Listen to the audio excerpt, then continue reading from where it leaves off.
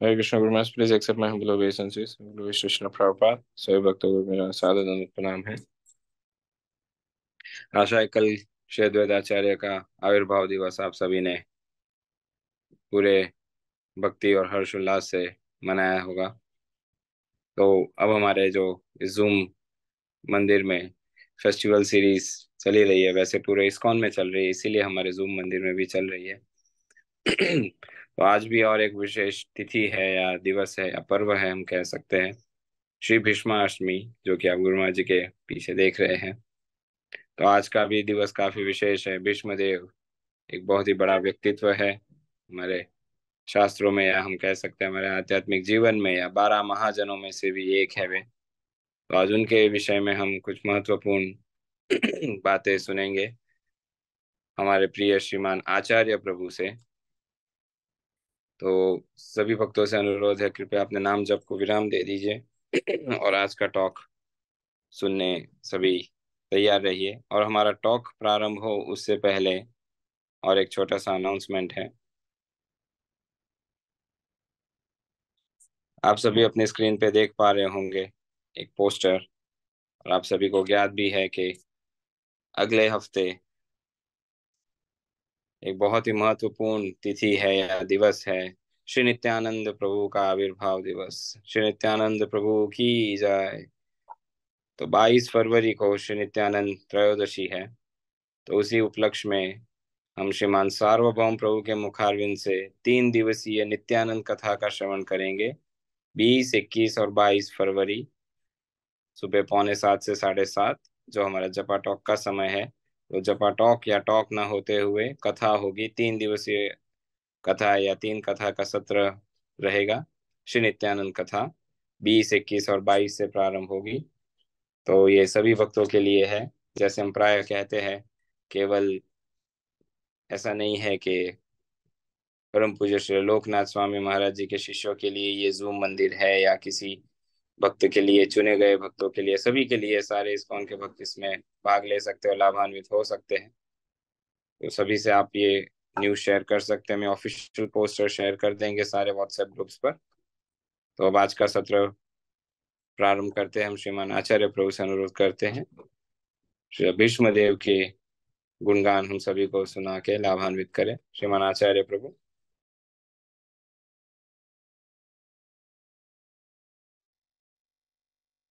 हरे कृष्णा।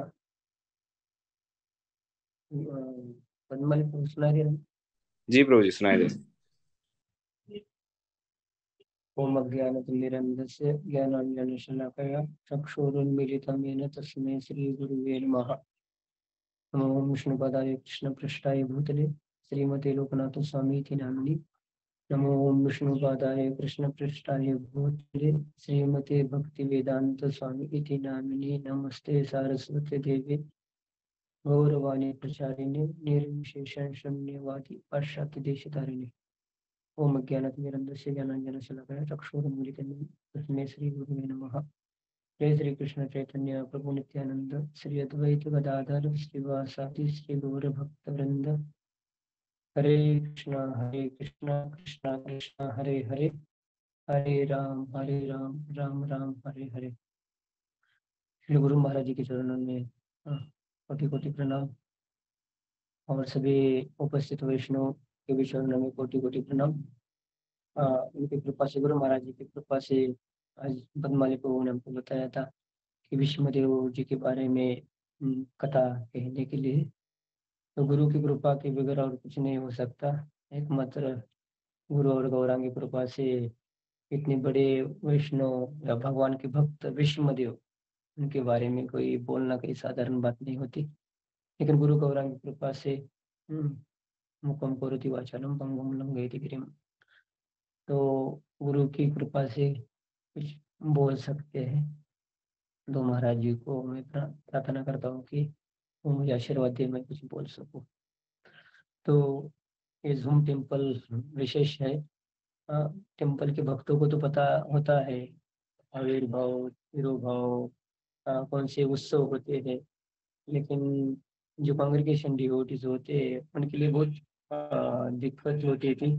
लेकिन ये झूम टेम्पल के माध्यम से हर रोज एक फेस्टिवल जैसा हम घर बैठे बैठे उनके बारे में सुनना एक फेस्टिवल है। कानों के लिए सुनना वैष्णव आचार्यों के बारे में, ये हमारे लिए एक असलियत में फेस्टिवल ही है। ऐसा फेस्टिवल मतलब चलो पूजा पाठ तो हम नित्यानंद त्रयोदशी आया तो करते हैं, या कल अद्वैत के लिए हम लोगों ने फास्टिंग किया, तो उनके बारे में सुनते हैं तो उनकी हमारे ऊपर विशेष कृपा मिलती है। अभी वो प्रभु जी ने अनाउंसमेंट किया नित्यानंद त्रयोदशी आ रही है, तो बड़ा अवसर है नित्यानंद प्रभु के बारे में सुनने के लिए। और हम बहुत पास में हैं बंगाल में, यहाँ से 4-5 दिन के बाद हम नित्यानंद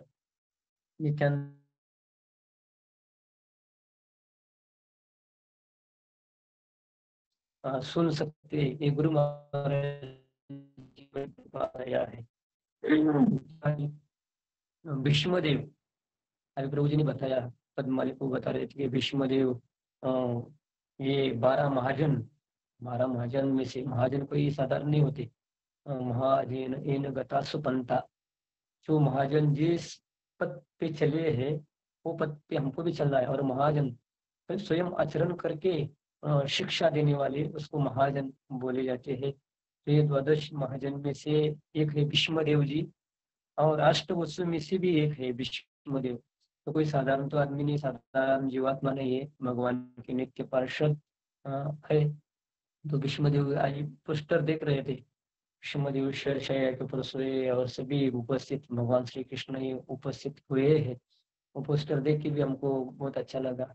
और श्रीमद् भागवतम का जो प्रथम स्कंद है उसमें 90 अध्याय में एक अध्याय ही है पूरा भीष्मदेव के बारे में, आप लोग भी पढ़ सकते हैं और उनके बारे में सुन सकते हैं। तो आज भीष्मदेव के पिताजी थे राजा शंतनु महाराज जी, बड़े वो भी भगवान के बड़े भक्त थे और कुरुवंश में प्रकट हुए थे, और हस्तिनापुर के राजा थे, और सभी जगह पे तीर्थाटन करते थे, अपने राज्य में घूमते थे। और ऐसा तो उनका तो विवाह नहीं हुआ था, और जब ऐसे जा रहे थे और गंगा जी के किनारे उधर ही थे, और दैव कृपा से एक सुंदर युवती उनको दिखाई देती है, और उनको देख के वो बहुत मोहित होते, प्रभावित होते। जो क्षत्रिय होते हैं, तो क्षत्रिय तो उनके अंदर क्षत्रियता होती है, तो वो देख के प्रभावित हो गए, और उन्होंने कहा कि ये जो स्त्री है उसको मैं अपनी पत्नी बनाना चाहता हूँ। और उनका जो सौंदर्य, रूप, माधुर्य, देवता की जो स्वर्ग की देवता है उससे हजारों गुना उनका सौंदर्य था, और उसके ऊपर वो मोहित हुए, और उन्होंने कहा, मन में चढ़ा कि मैं इसको पत्नी बनाना चाहता हूँ। और लेकिन वो भी तैयार हो गई, वो भी कोई साधारण नहीं थी, साक्षात गंगा माता थी। अभी हम भी गंगा जी के किनारे किनारे चल रहे हैं, जनकपुर से अभी मायापुर गंगा सागर तक जाने वाले गंगा जी के किनारे ही चल रहे हैं।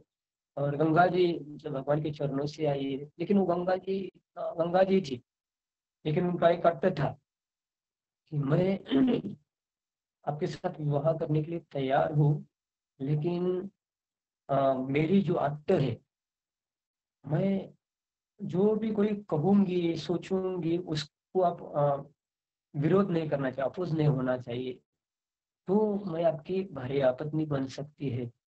और उनका रूप माधुर्य देख के भीष्मदेव तैयार हो गए, हाँ हाँ जो आप जो बोलेगी उसको मैं रोक टोक नहीं लगाऊंगा, ये आपके आज्ञा का पालन करूंगा।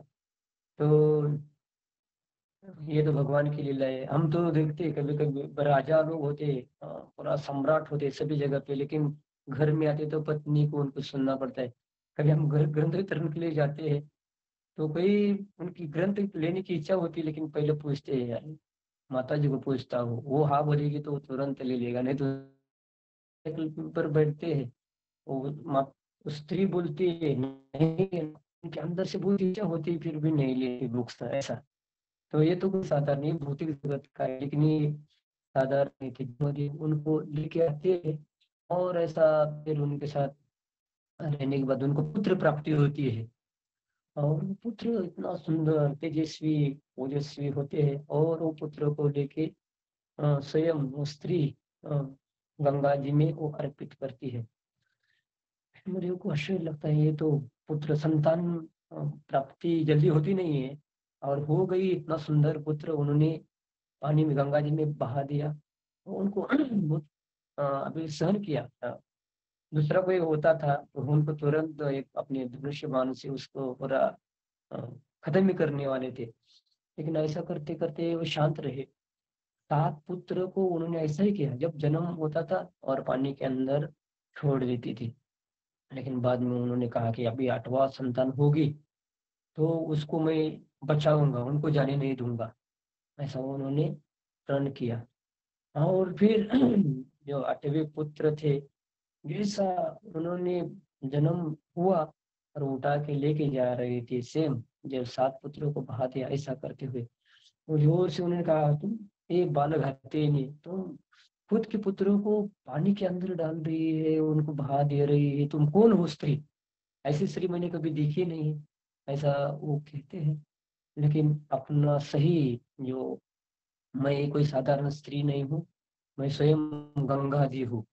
और आपने तो वचन दिया था मुझे कि मैं आपको कुछ नहीं बोलूंगा, और आप मुझे टोकेंगे बोलेंगे तो मैं यहाँ से निकल जाऊंगा, ऐसा करके वो उन्होंने अपना खुद का परिचय दिया, और गंगा जी अंतर्धान हो गई। तो आज मैं आपके साथ नहीं रहूंगी। और वो बोल रही थी कि अ, फिर जो शंतनु महाराज जी है, उनको भी थोड़ा आश्चर्य लगा, और ये तो गंगा जी है, कोई साधारण तो स्त्री नहीं है, ऐसा उन्होंने सोचा। तो फिर वो गंगा जी बोलती है, वो जो कोई 7 थे, 7 पुत्र, ये अष्ट वसु थे। ये जो भीष्म देव भी अष्ट वसु में से एक आते हैं। ये 7 वसु को उन्होंने बहा दिया, क्योंकि उनको शाप मिला था। लेकिन ये भीष्म जी को उन्होंने क्या किया, उनको पहले का नाम था देवव्रत रखा था। और उन्होंने फिर गंगा जी ने कहा कि मैं उनको प्रशिक्षण देती हूँ, उनको अच्छा ट्रेन करके जब जवान होगा तब मैं आपको सौंपा दूंगी। ऐसा करके उन्होंने परशुराम जी के पास में भेज दिया था, और उन्होंने बहुत अच्छा ट्रेनिंग ले लिया। परशुराम तो कोई साधारण नहीं है। परशुराम जी का बहुत आयु था। प्रभु रामचंद्र के साथ भी उन्होंने युद्ध किया था। और जो द्वापर युग में कृष्ण के साथ में थे, लेकिन कृष्ण के साथ युद्ध नहीं किया। कृष्ण क्षत्रिय थे, लेकिन कृष्ण को भगवान मानते थे, इसलिए उन्होंने कृष्ण जी के साथ उन्होंने युद्ध नहीं किया, परशुराम ने। लेकिन वो बहुत प्रसन्न हो गए थे और उन्होंने वरदान दिया था ऐसा। और फिर ऐसा चलते चलते चलते आगे हो गया। फिर बड़े हो गए, देवव्रत। पहले भीष्मदेव जी का नाम था देवव्रत। और फिर आगे अपने राज्य में सौंपा दिया। और उनके बहुत जैसा शूरवीर महारथी थे, युद्ध करने में बहुत एक्सपर्ट थे। उन्होंने बहुत सभी देवी देवता की आशीर्वाद कृपा प्राप्त की थी। लेकिन जब उनकी जो माँ गंगा जी शंतनु महाराज को छोड़ के गई, तब उनको बहुत दुख हो रहा था अंदर से। शंतनु महाराज बहुत अस्वस्थ रहते थे, चिंतित रहते थे। हमेशा गंगा जी का, उनकी पत्नी का स्मरण करते थे। और ऐसा हुआ एक बार, ऐसा ही जब सेम नदी के किनारे ऐसा घूम रहे थे, एक निषाद निषाद राज की जो पुत्री सत्यवती उसका नाम था, वो भी ऐसा ही गंगा जी जैसी सुंदर थी। और उसको देखने के बाद अ, शंतनु महाराज मोहित हो गए। और उन्होंने कहा कि मैं क्षत्रिय होते देखते 8 8 10 10 स्त्रियों के साथ विवाह करते हैं। भगवान ने भी दिखा दिया था, और भगवान का अलग है। भगवान ने तो 16,108 रानियों के साथ शादी किया था। और भगवान क्षत्रिय भी का भी अपनी रहे थे। दूसरी एक पत्नी के साथ एक ही रहे, लेकिन भगवान के अलग लिए। लेकिन वो सत्यवती को चाहते थे कि मैं इसको पत्नी बनाऊं। लेकिन सत्यवती के जो पिताजी थे निषाद राज, उन्होंने कहा कि नहीं, मेरी एक अट है कि पहले से आपका विवाह हुआ है और एक पुत्र है, और ये पुत्र वो क्या होगा, राजा बनेगा। और फिर मेरे लड़की से जो पुत्र होंगे उनका दास बनेंगे। आप, मेरी एक अट है कि मेरा जो लड़की का लड़का होगा उसको आप राजगादी के ऊपर बिठा देंगे। मैं फिर आपको पत्नी को, मेरी लड़की को आपको पत्नी के रूप में स्वीकार करूंगा। लेकिन शंतनु महाराज ये देवव्रत के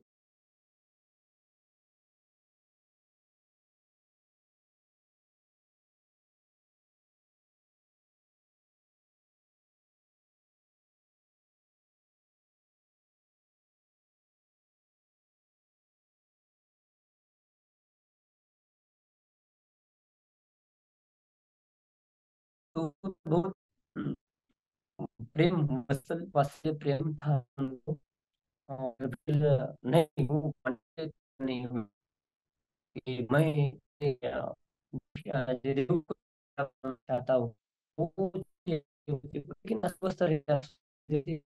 और उनका कहना है कि भीष्म जो व्रत है उनको आप ऐसा क्यों करते हैं? ऐसा क्यों कर रहे हैं? तो उन्होंने बताया, लेकिन उनका सारथी उसकी सारथी देवव्रत और जो विशालराज और सत्यवती उनके साथ।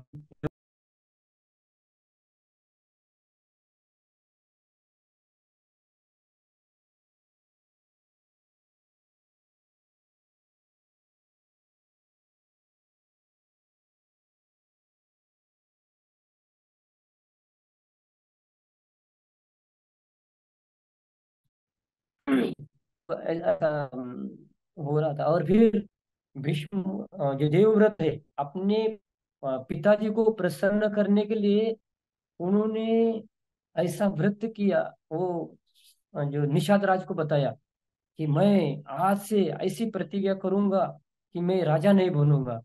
मैं आजीवन ब्रह्मचारी रहने के लिए उन्होंने व्रत लेते हैं।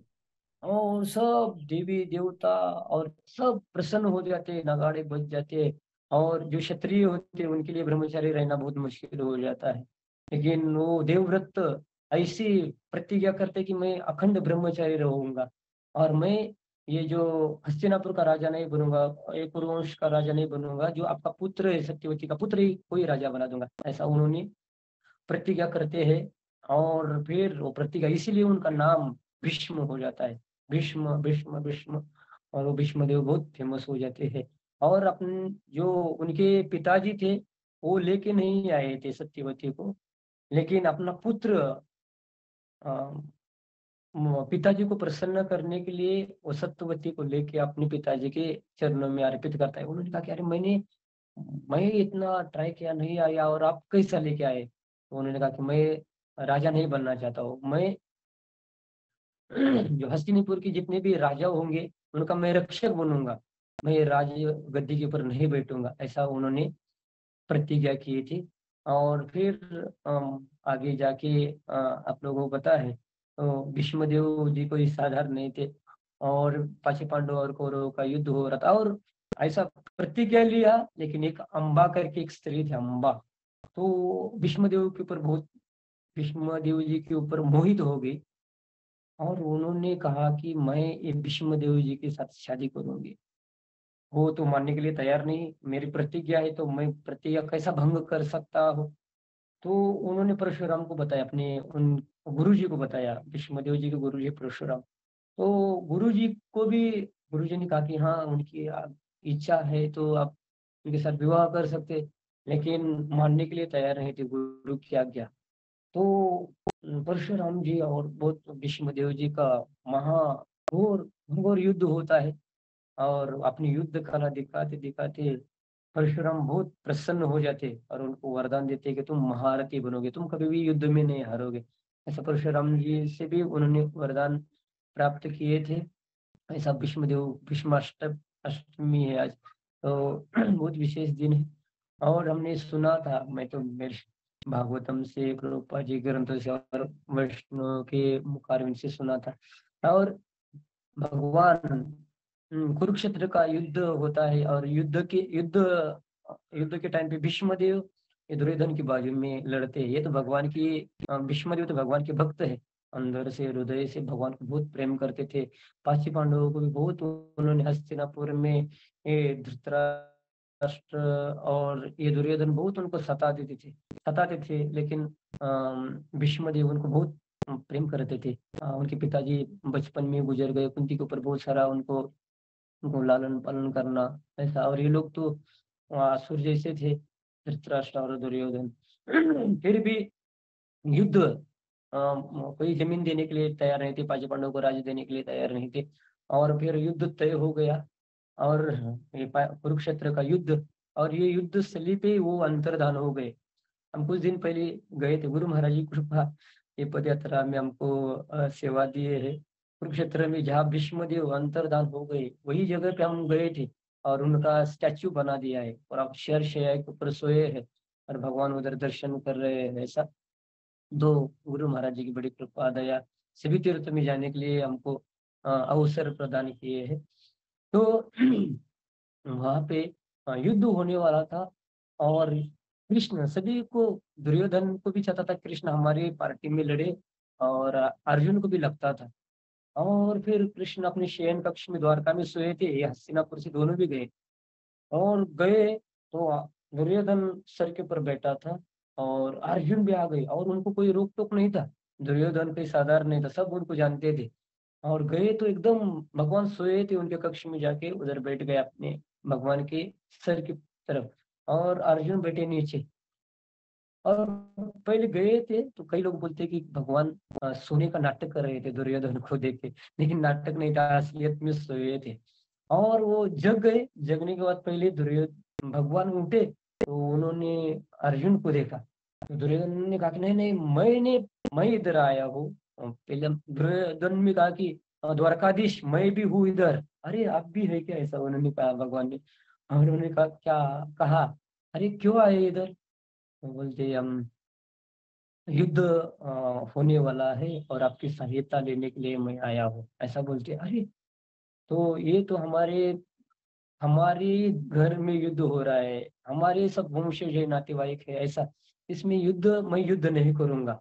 और उसके पहले भी पता चल रहा था कि युद्ध होने वाला है, इसलिए बलराम जी युद्ध करने के लिए तैयार नहीं थे, क्योंकि किसका पक्ष लेना, इससे अच्छा वो तीर्थाटन के लिए गए थे। और फिर भगवान ने भी कहा कि देखो बलराम जी नहीं है, और मैं भी युद्ध नहीं करूंगा। लेकिन बलराम जी उनको बोल रहे थे कृष्ण को, चलो ये अपने परिवार का युद्ध है, उसमें किसकी बाजू नहीं लेना चाहिए, हम तीर्थाटन करते। लेकिन भगवान ने कहा कि नहीं नहीं, मेरा प्रिय सखा है अर्जुन, उनको ऐसी स्थिति में मैं अर्जुन को छोड़ के नहीं जा सकता। और उन्होंने फिर अ, भगवान श्री कृष्ण ने कहा, मैं तो लड़ूंगा नहीं, मेरी नारायण सेना है, सेना की लड़ सकती है, लेकिन मैं ऐसा ही रहूंगा। तो दुर्योधन ने कहा कि मैं आपकी सेना लेता हूँ। और भगवान ने कहा कि, अर्जुन ने कहा कि चलो उनको सेना, कोई प्रॉब्लम नहीं, लेकिन भगवान आप मेरे सारथ्य कर सकते हैं, ऐसा बोल दिया। और बाद में बलराम जी तीर्थाटन करने के बाद आए वापिस। वापिस आने के बाद वो बोल रहे थे कि अरे, हम कुरुक्षेत्र के युद्ध में तो भाग नहीं लेना बोल रहे थे, और आपने भाग लिया, अर्जुन के पार्टी से लड़ रहे थे। हाँ हाँ, मेरा मित्र है, मेरा सखा है, मेरा भक्त है, इसलिए। तो आप जाके क्या किया, आप तो क्षत्रिय, आप तो लड़ना चाहिए था ना। आप तो जाके उधर एक साधु को मार दिया नैमिषारण्य में। वो भगवान उनकी बहुत तिंगल करते थे बलराम जी को, अरे युद्ध नहीं किया और उधर जाके साधु को मार दिया ऐसा। तो भगवान की लीला है ये। और बाद में फिर युद्ध होने लगा, और ऐसा करते करते 18 दिन युद्ध चला। और भीष्म देव भी, ये भीष्म जी दुर्योधन की पार्टी में युद्ध करते थे। और 10 दिन वो सेनापति रहे। ये युद्ध का अलग अलग सेनापति, उनके अंडर ही सब, सेनापति के अंडर सब चलता है। जैसा कल गुरु महाराज बता रहे थे कि कमांडर होता है, टेम्पल कमांडर, उनके अंडर सब चलता है, वैसा सेनापति के अंदर सब सेना रहती है। और फिर एक दिन ऐसा हुआ कि बहुत सारे कौरव मर रहे थे, और एक दुर्योधन का भाई भी मर रहा था। लेकिन युद्ध स्थली पे ये भीष्मदेव युद्ध कर रहे थे अर्जुन के सामने, लेकिन वो इतना, मतलब शोर से, ऐसा गुस्से से या कठोरता से युद्ध नहीं कर रहे थे, सिंपल सा युद्ध कर रहे थे। और वो देखे दुर्योधन, तो ये अर्जुन के प्रति उनका वात्सल्य प्रेम है, तो वह युद्ध नहीं करे ठीक से। तो फिर वो देखा, और दूसरे दिन वो रात को गए, और दुर्योधन गया भीष्म देव जी के कैंप में। और उन्होंने कहा, आप जोर शोर से ये युद्ध नहीं कर रहे हैं, क्या है ये, ऐसा नहीं चलेगा। हाँ, आपका तो प्रेम है ठीक है, लेकिन जब युद्ध स्थली पे हमारा कोई मित्र भी है, भाई भी है, उसको ऐसा नहीं छोड़ना चाहिए। आप क्या कर रहे हैं? तो अर्जुन की पार्टी ले रहे हैं, बहुत सारा बताया। और एक बात बताया कि हमारे राज्य में आप रह रहे हैं और आप हमारा खाते हो, और ये अर्जुन का गुण गाते हो, अर्जुन की रक्षा करते हो, अर्जुन का पक्ष ले रहे हो। वो भीष्मदेव को बहुत अच्छा नहीं लगा। और ये तो भीष्मदेव का ये राज्य था, ये उन्होंने दिया। जो शंतनु महाराज जी के भीष्म जी नहीं राजा बने, बाद में विचित्रवीर्य हुए। विचित्रवीर्य के पुत्र दो, पांडु और धृतराष्ट्र। और उन्होंने, जो पांचों पांडवों का राज्य था, युधिष्ठिर महाराज जी का राज्य मिलना चाहिए था, लेकिन उन्होंने जबरदस्ती से लिया था। असलियत में ये उसके भीष्म देवी ही राजा होना चाहिए थे, लेकिन नहीं हुआ। लेकिन ऐसा बोल दिया तो भीष्म को ऐसा लगा कि क्या है, क्षत्रियो को कोई बात बोलते तो इन बाण जैसा उनको तीखा लग जाता है। वो तो उनको दुख हुआ, और उन्होंने प्रतिज्ञा किया, मैं कल ये पांचों पांडवों को मार दूंगा, नहीं तो ये भगवान कृष्ण, उनको मैं शस्त्र उठाने के लिए प्रेरित करूंगा, उनकी प्रतिज्ञा मैं भंग करूंगा। नहीं तो पांचों पांडवों को मारूंगा, ऐसा। और भगवान अंतर्यामी है, कोई साधारण तो नहीं है। तो अर्जुन को भेज दिया, जाओ। और ये बाण उन्होंने मंत्र वगैरह उसमें शक्ति भरा के बहुत सारा आह्वान करा था, अच्छी अच्छी शक्ति उसमें। और उन्होंने कहा कि ये दुर्योधन, ये बाण तुम्हारे पास रखो, और यही पांच बाणों का मैं इस्तेमाल करके पांच पांडवों को मार दूंगा। लेकिन भगवान ने भेज दिया था कि, या उन्होंने दुर्योधन ने अर्जुन को वरदान दिया था कि आप जो इच्छा है, मैं आपकी इच्छा पूरी करने के लिए तैयार हूँ। और वो पांच पांड भगवान बोलते कि आप ये बाण लेके आ जाना। अर्जुन को वो बांध देना, दुर्योधन को वो बांध देना पड़ता है, ऐसा। और कई लोगों को बोलते हैं कि द्रौपदी को भी उन्होंने भेज दिया था भीष्मदेव के कैंप में। और उन्होंने कहा था कि, और भीष्मदेव ध्यान कर रहे थे भगवान का ही, और एकदम देखा तो उन्होंने, उनको पता नहीं चला कौन स्त्री है। उन्होंने ऐसा कहा कि सौभाग्यवती भव। और देखा तो वो द्रौपदी थी। अरे, कल तो मैं उनके पति को मारने वाला हूँ, और ये सौभाग्यवती कैसी हो सकती है? ये तो भगवान की चाल है। उसी टाइम भीष्मदेव को पता चला कि ये कृष्ण की चाल है, कृष्ण की सब लीला है, ऐसा। तो उन्होंने कहा कि अभी तो पांच पांडवों को मारना ही मुश्किल है, लेकिन मैं एक प्रतिज्ञा करता हूँ कि कल मैं किसी भी स्थिति में अ, भगवान को अस्त्र उठाने के लिए मैं प्रेरित करूंगा, उनकी प्रतिज्ञा मैं भंग करूंगा। और भगवान अंतर्यामी है, हमारी क्या प्रार्थना। पद्माली प्रभु जी बोलते हैं कि आप लोग सब प्रार्थना करें, लेकिन हमको पता नहीं ये प्रार्थना क्या है, लेकिन ये प्रार्थना भगवान तक पहुंच जाती है, ऐसा कहीं साधारण नहीं होती। और भगवान अंतर्यामी है, सभी के हृदय में क्या चल रहा है भगवान देखते हैं। और उन्होंने ऐसा प्रतिज्ञा वो किया था भीष्मदेव ने, वो भगवान को भी पता था। और फिर भगवान फिर दूसरे दिन जाते युद्ध, कुरुक्षेत्र के युद्ध स्थली में, एक साइड में कौरव थे, पांच पांडव थे।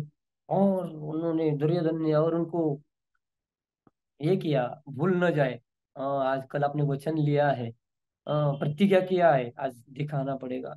और जैसे गए, पहले तो अर्जुन, कम से कम ये 18 दिन का युद्ध चला, 10 दिन तक सभी, अब भगवान जिस रथ के ऊपर है उसको कोई बिगाड़ नहीं सकता, लेकिन भगवान लीला करते हैं। तो उसी दिन भीष्मदेव इतना ऐसा कठोरता से लड़ रहे थे, लग रहा था कि अभी क्या होगा। अर्जुन ऐसा बाण भी ऐसा चलाने के टाइम पे बा काट देता था, भीष्मदेव के पास में भी बाण नहीं जाता था। काटते काटते इतना थक गया, इतना थक गया कि ऐसा बाणों बाणों की वर्षा भी कर रहे थे भीष्मदेव। तो भगवान ने देखा पीछे मुड़ के, तो हमारे अर्जुन एकदम पसीना पसीना हो गए। और भगवान को भी एक साधारण आदमी की भूमिका कर रहे थे। उनको लगा कि अभी मेरा भक्त है, उनकी मैं रक्षा नहीं करूंगा तो क्या होगा। तो देखा तो कभी भी अर्जुन को पसीना नहीं आया था, लेकिन उसी दिन पसीना देख के, उनका चेहरा देख के लगा कि अभी भीष्मदेव उनको छोड़ेंगे नहीं, मारेंगे। ऐसा करके अपनी प्रतिज्ञा भंग किया, उतर गए। और उधर बाजू में पड़ा हुआ रथ का चक्का उन्होंने हाथ में ले लिया, और जैसा हाथी के ऊपर जैसा शेर होता है, ऐसा दौड़ के जाते, ऐसा भगवान दौड़ के गए और फिर अम, भीष्मदेव के साथ युद्ध करने लगे, ऐसा उठा के ले गए। तो उन्होंने कहा कि देखो भगवान ने आज मेरी प्रतिज्ञा, अपनी प्रतिज्ञा उन्होंने तोड़ दिया और मैंने उनको प्रतिज्ञा तोड़ने के लिए बाध्य किया, ऐसा। फिर भगवान के साथ भी भीष्मदेव युद्ध करते हैं और ऐसा घनघोर युद्ध करते हैं। उनका जो सोने का चिलकत होता है, अंग रक्षक, वो पूरा टूट गया और इतनी बाणों की वर्षा के भगवान का भी शरीर, भगवान का शरीर हमारे शरीर जैसा नहीं है, लेकिन भगवान एक लीला कर रहे हैं। उनके शरीर में पूरा खून खून खून बहने लगा। भगवान एकदम जो रथ में चला रहे थे, उनके चेहरे के ऊपर बहुत धूल, गुरु महाराज जी बोलते पांडुरंग, जब भगवान गया चरा देते उनके ऊपर, चेहरे के ऊपर धूल होती है, वो रंग ही पांडुरंग है। वैसे ही भगवान कुरुक्षेत्र के युद्ध पे बहुत सारी धूल वगैरह आई थी और भगवान का चेहरा ऐसा, और उसमें खून और पसीना छूट रहा था। लेकिन ये साधारण शरीर नहीं, हमारा शरीर के अंदर हमारा आत्मा है, वो आत्मा कभी नहीं मरती। भगवान को तो, भगवान का शरीर ही शाश्वत है, दिव्य। उसमें खून आना मतलब कोई साधारण नहीं है। और जैसा एक कई स्त्री होती है, विश्वनाथ चक्रवर्ती ठाकुर बोलते हैं, एक कोई प्रेयसी होती है, वो अपने प्रियकर को कोई चुमटी निकाल देती है या खरोच करती है तो उनको उसका दुख नहीं लगता, उसको आनंदित होता है, प्रभावित होता है, ऐसा। तो भीष्मदेव ने बाणों की वर्षा किया, लेकिन वो वर्षा उनको वर्षा जैसा नहीं लग रहा था, फूल जैसा लग रहा था। और ऐसा बहुत सारी लीला कथा है भीष्मदेव जी की। लेकिन आखिरी, ये जो भागवतम का जो प्रथम स्कंद का 9वां अध्याय है, उसमें 32, 32 से 42 श्लोकों तक भीष्मदेव की स्तुति है। तो है, भीष्मवाच इति मति रूप कल्पित कृष्ण भगवती सात्वपुंगवे विभून्मि स्वसुखमुपगते कच्चित हरतु प्रकृति में तोषि यद्भव प्रवाह। मतलब अभी इति मति, अभी मेरी मति, अभी उन्होंने, फिर अर्जुन ने उनको पूरा इतना बाणों का वर्षाव किया, पूरा उनका शरीर के अंदर एक भी ऐसा जगह नहीं था, पूरा चांदी जैसा उनका शरीर पूरा भेद दिया।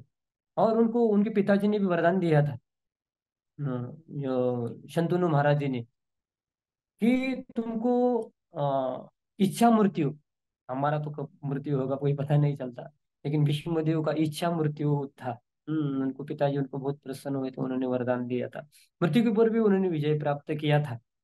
लेकिन उसी टाइम पे कुरुक्षेत्र की युद्ध स्थली पे हमको तो लगता है, अरे ये तो अर्जुन की बाजू ले लिया भगवान ने, और ये जो भीष्मदेव है उनके साथ युद्ध करे, ऐसा कैसा भक्तों के साथ ऐसा कैसा भगवान व्यवहार करते हैं। लेकिन वो व्यवहार, अपना अपना भाव होता है। जो गोपिया का भाव होता है माधुर्य रस में, फिर यशोदा माता वात्सल्य रस में, अर्जुन सखा भाव से। लेकिन जो भीष्मदेव थे, वे वीर्य रस में भगवान के साथ आदान प्रदान कर रहे थे। और फिर उनके शरीर पूरा बाणों से पूरा एक जगह भी नहीं था, ऐसा पूरा छेद दिया था। और जैसा मेरू पर्वत, जैसा इंद्र के वज्र से गिरता है, वैसा अर्जुन ने उनको धराशायी पे गिरा दिया। भानु की शैया के ऊपर ही थे। और उसी टाइम पे हमको थोड़ा भी सर दर्द होता है, कुछ लग जाता है तो हमारा जब बंद हो जाता है, पेट में खराब होते तो माला नहीं करते। लेकिन भीष्म ऐसा नहीं, इतना शरीर का पूरा छलनी हुआ था, फिर भी वो भगवान की स्तुति कर रहे थे।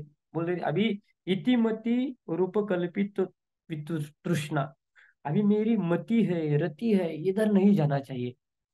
एकमात्र मैं भगवान का ही चरणों का स्मरण करूंगा, या भगवान का ही रूप ही देखूंगा।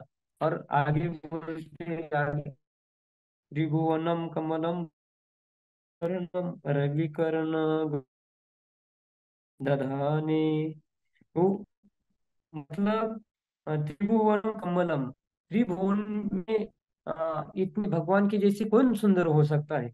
और तमाल वर्ण, हम वृंदावन में जाते तो तमाल वृक्ष है, राधा रानी को तमाल वृक्ष देखने के बाद भगवान की याद आती, अरे ऐसा तमाल वर्ण है, पूर वराम्ब दधानी, ऐसे भगवान इतने सुंदर है, वो मेरे सामने प्रकट हो जाएंगे तो फिर मैं उनका स्मरण करते करते मैं अपना प्राण त्यागूंगा, ऐसी उनकी इच्छा थी। और आखिर ओ कृपालु भगवंत, दयावंत भगवंत, उन्होंने भगवान को भी मार दिया था, भगवान को भी बहुत घाव हुआ था, लेकिन भगवान अपने भक्तों की इच्छा थी कि भीष्मदेव की भगवान के सामने मैं अपना शरीर त्यागूं, ऐसा।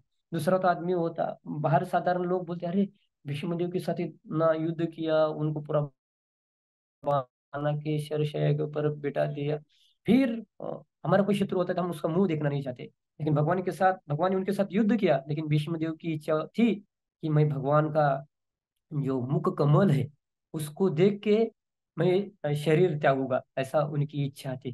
तो ऐसे बड़े भगवान के भक्त जैसे हरिदास ठाकुर थे, जगन्नाथपुरी में चैतन्य महाप्रभु ने उनको उठाया गोद में और उन्होंने अपना शरीर त्याग दिया। जैसा भीष्म देव जी, आज ये जो उत्तरायण है, उत्तरायण चालू हो गया, होली कल गुरु महाराज जी बता रहे थे उत्तरायण, और ये उत्तरायण में कोई शरीर छोड़ देता है निश्चित रूप से भगवान के धाम में जाता है। और भीष्मदेव, हमको पता नहीं, गुरु गौरांगी कृपा से, शिल प्रभुपाद जी कृपा से अंतकाली मामे मामे व स्मरण मुक्ता कलिवरम, ये हमको अंतकाली भगवान का स्मरण और भगवान का दर्शन में कोई भेद नहीं। प्रभुपाद जी कृपा से हम तैर जाएंगे। लेकिन भीष्मदेव कोई साधारण नहीं थे, उन्होंने भगवान के सामने देखते देखते देखते अपना प्रयाण किया। और उसी टाइम पे युधिष्ठिर महाराज जी बहुत विवल हो गए थे, और पांची पांडव भी बहुत जैसा सूर्यास्त होने के बाद जो पंछी होते हैं एकदम शांत हो जाते हैं, कोई नहीं आवाज करता, वैसा कुरुक्षेत्र की युद्ध स्थली पे भीष्मदेव जब अंतर्धान हो गए, एकदम ऐसा पंछी जैसा शांत हो जाते अंधेरा होने के बाद, वो सब लोग शांत, भीष्मदेव अंतर्धान हो गए, भगवान की लीला में गए, और लोग सभी शांति का एकदम शांति हो गई। और वो भगवान की इच्छा थी, भगवान तो भगवान के ये शरीर छोड़ने के बाद भगवान के धाम में जाके भगवान की सेवा किया था उन्होंने, वीर भगवान को आनंद दिया था, युद्ध में, युद्ध करके भी भगवान को आनंद दिया था। तो ऐसे श्री भीष्म देव जी है, उनकी भीष्माष्टमी है, और बाद में नवमी कल भी मध्वा माधवेंद्रपुरी का, माधवेंद्रपुरी और रामानुजाचार्य और नित्यानंद प्रभु उनका आविर्भाव तिथि है। तो पद्माली प्रभु का आदेश सुन के मैं बड़ा प्रयास किया, गुरु गौरांग की कृपा से, अपना तो कुछ है नहीं, भागवतम शिल प्रभुपाद जी और वैष्णव के मुखारविंद से जो सुना था वही बता दिया। तो आप लोग भी श्रीमद् भागवतम का प्रथम स्कंद है, और उसमें ये 33 नौवा अध्याय है, और वो पूरा भीष्म देव के बारे में सब लिखा हुआ है। आप उसको पढ़ के और उसमें जा और आपको आनंद प्राप्त होगा। तो प्रभु जी ने बताया, इसलिए मैं पढ़ा, मेरा भी शुद्धिकरण हुआ, बहुत भीष्मदेव के प्रति आस्था उत्पन्न हुई। तो बहुत बहुत धन्यवाद। यहाँ हम रुक जाते, हरे कृष्ण। बहुत बहुत धन्यवाद प्रभु जी आज के इस सत्र के लिए। तो एक प्रकार से सही दिन पे सही वक्त से हमें सुनने का सौभाग्य प्राप्त हुआ। जिस प्रकार से भीष्म देव को पितामह कहते हैं कुरुक्षेत्र का या हस्तिनापुर का या कुरु साम्राज्य का, उस प्रकार से हमारे आचार्य प्रभु भी पिछले कई वर्षों से पद यात्रा की जो सबसे कठिन सेवा है, जिस प्रकार से भीष्म देव को जब वहां रहना था हस्तिनापुर में, तो हम समझ सकते हैं कितनी कठिनाइयों से वे गुजरे हैं। और आज हमने सुना भी दुर्योधन सताता था भीष्म देव को, लेकिन फिर भी सभी कुछ सहने के बाद आप सोचिए उन्होंने क्या क्या नहीं सहा, क्या क्या नहीं सुना।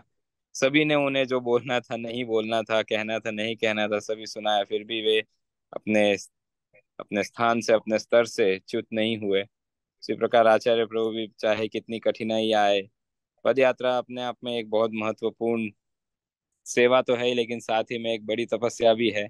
और आप सोचिए किस प्रकार से प्रभु जी के नेतृत्व में या प्रभु जी के मार्गदर्शन में एक पद यात्रा से 5 से 7 पद यात्राएं अभी बन गई है पूरे भारत भर में।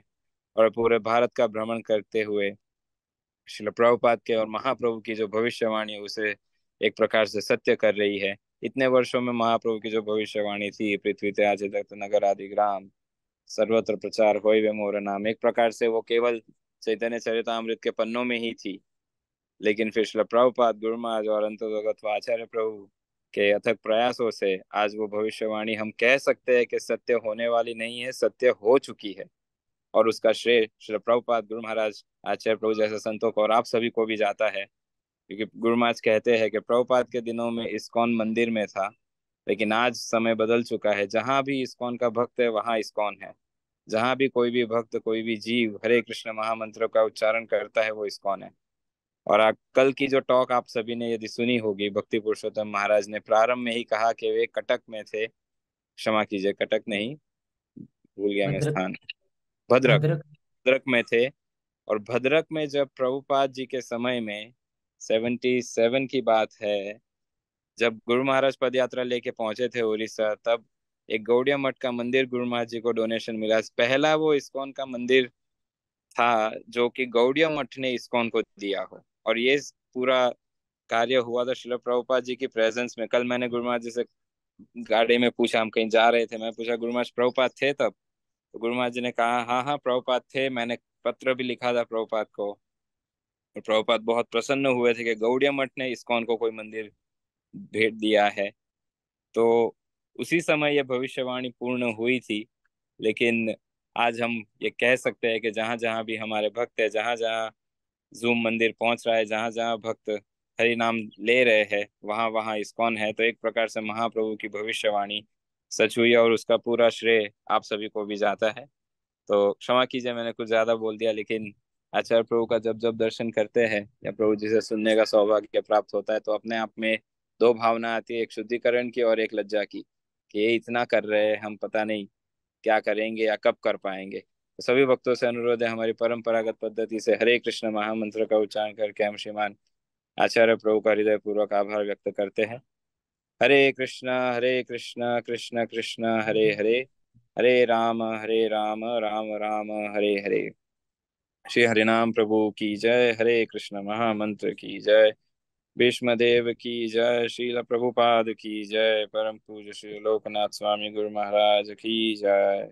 वाञ्छा कल्पतरुभ्यश्च कृपा सिन्धुभ्य एव च पतितानां पावनेभ्यो वैष्णवेभ्यो नमो नमः। अनंत कोटि वैष्णव वृंद की जय।